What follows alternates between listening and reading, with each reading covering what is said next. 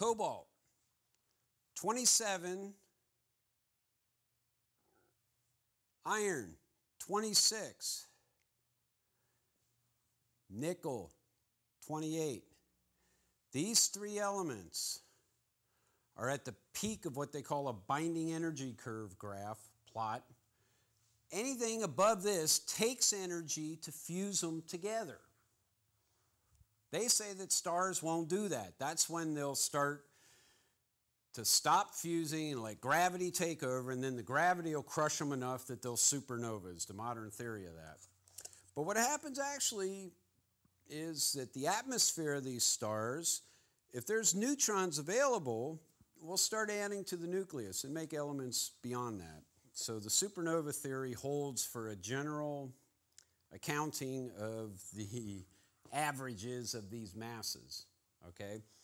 So remember the other trend we were talking about on a periodic table, iron, cobalt, nickel.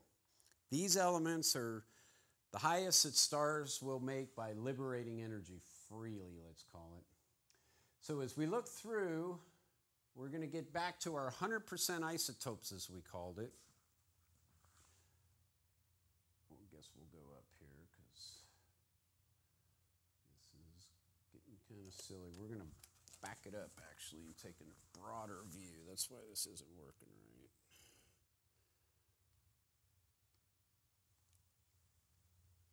So, as you can see my notes all over the place now. We're going to get up to where we saw the way the chlorine split. Now we're going to see that copper does the same thing.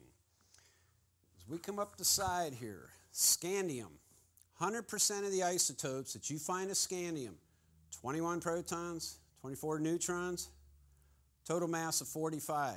Odd number again, right? So an alpha particle up from that, vanadium 51. I'm saying the masses now. 51 and 4 becomes 55. These three, right before the iron, cobalt, nickel thing happening in stars. So that's why I wonder, is this happening that a manganese atom just happened to be made? It's stable, we know, with 25 protons, 30 neutrons. Did this happen to be made in the core of the star? And then alpha decay? Did it go and spit out an alpha to vanadium, spit out another alpha down to the scandium? This is actually a double one in between there. That is another theory that we talk about because it's 2 mass numbers up but 4 neutrons across. You see this trend a lot. That's the third one. I was going to keep that for a secret, so if anybody's falling asleep now, pay attention to that. Everything else was an alpha particle up. 2 protons, 2 neutrons would have put us there, but this is a double skip. This is a single skip, though. Vanadium 51 to manganese 55, alpha particle up. Manganese to cobalt 59, same thing. Hit the wrong one there.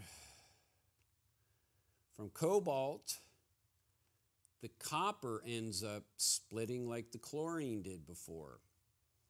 So if we move this down here, you're going to see chlorine split exactly like the copper does. And that's on the screen, but it's not on your screen. It's showing half of it here.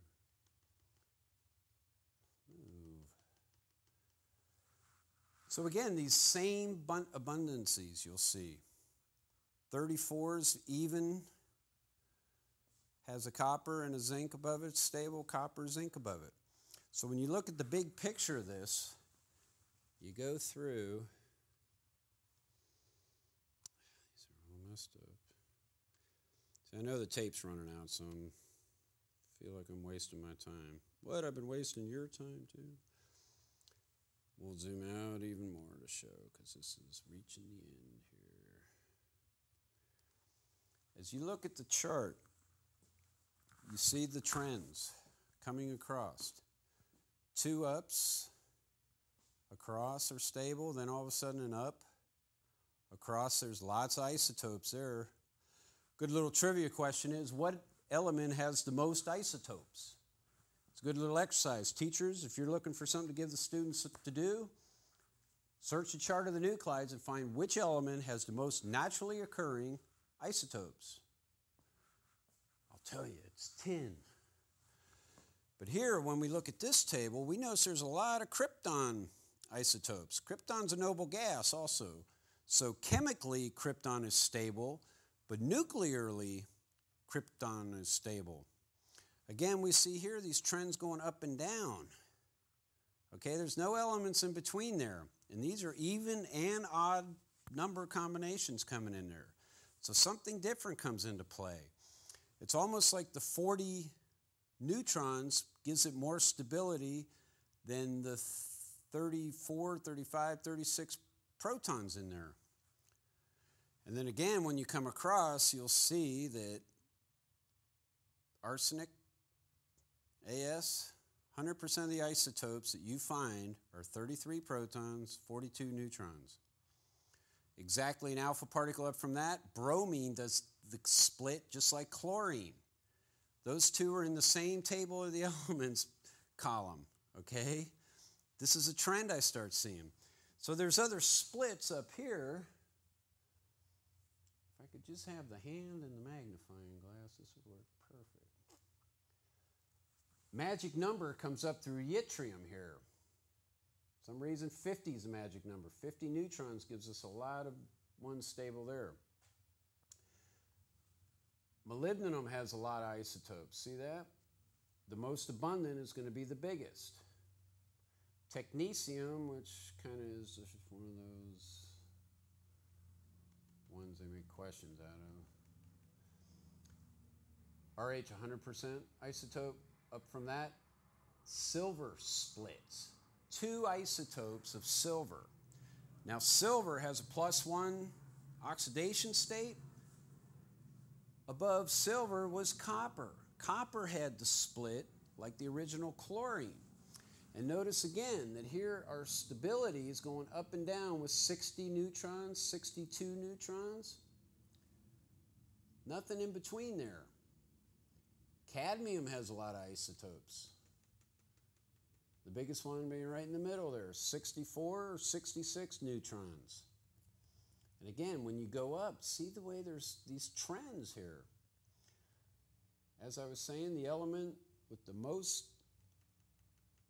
isotopes, tin, is considered to have 10.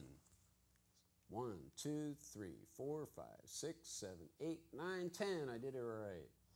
So when you look, you'll see the most abundant tin has the same number of neutrons as the stibnium, which does a split. There's only 2 isotopes of the element above tin that has the most isotopes, 10 of them. The next element up only has 2. Well, look at down below here. Indium, the element below tin, that did the split also. Almost even to even, probably twice as much of the 115 isotope as there is of the 113. But up here, odd numbers again, 121, 123. These 2 isotopes are roughly 50-50. I find this fascinating.